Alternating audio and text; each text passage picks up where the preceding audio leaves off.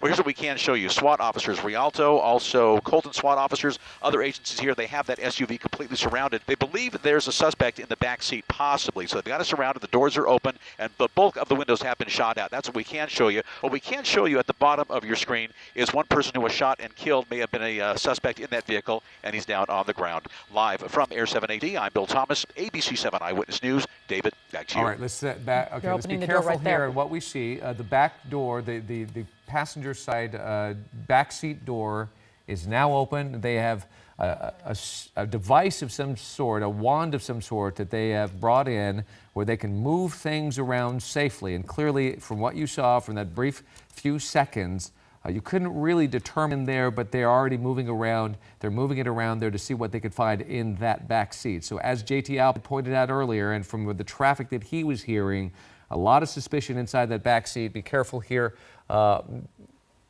as they are moving backwards now. They're moving the vehicle backwards. Perhaps they've grabbed on to something or somebody, and there it is. All right. We're going to be very careful about this, but I'm very clear that they just pulled the body out of the vehicle. The suspect down. The suspect out of the back seat of the car. He is now on the ground. Because of that vehicle and position it's in, it is blocking the view. But if they move this vehicle back, we're going to have to pull out for sure.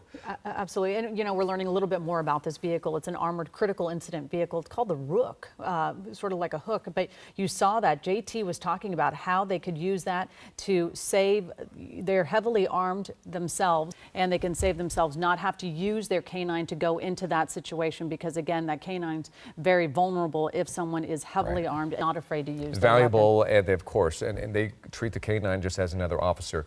Back to the scene where the SUV is, there is now a body of some sort, or at least an injured person, that is on the asphalt where the door is open on the driver's side of the back seat. They just pulled that body out. We all saw it. We couldn't see details, but we did see it. More movement. Do you see that, David? There's still more movement in that back seat, possibly with some white sort of white shirt, white something. I don't know if it's the body of the suspect. They do have that device as well moving around. I don't know if that is moving some fabric material back there or if it's actually something else that's moving. You know, just as you keep taking a look, we can't get in too closely because it might be a very gruesome sight, again, with all those bullet holes.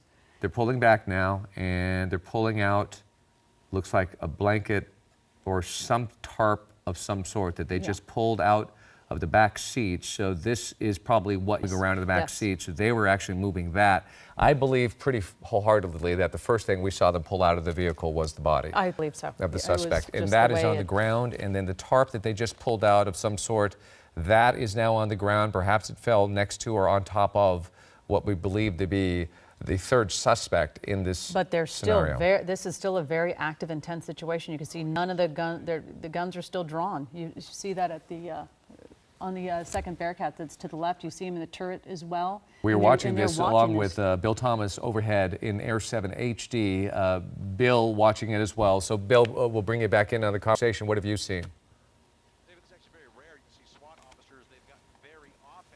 They're very defensive at the end of a chase, but they've sandwiched that SUV in. There's been one suspect shot and I believe killed at the bottom of your screen. It's a very bloody scene. We're not going to show you that. And that suspect is in cuffs. We didn't see any movement. And again, that's at the bottom of your screen. We're keeping that covered for you. A second suspect was just pulled from the back seat of that SUV. His condition is unclear. We haven't seen movement. We only saw the body being pulled or falling from the back seat of that bullet-riddled SUV. This is the chase that ended on San Bernardino Avenue west of Mountain View. This is at Cheddar, and that's right by the San Bernardino International Airport, not too far from the Santa Ana River Wash. And as you can see, there's a lot of picket fences here in the neighborhood. This is a very heavily populated residential area. This did end in a barrage of gunfire. I just did an orbit around the SUV. The windshield is bullet-riddled.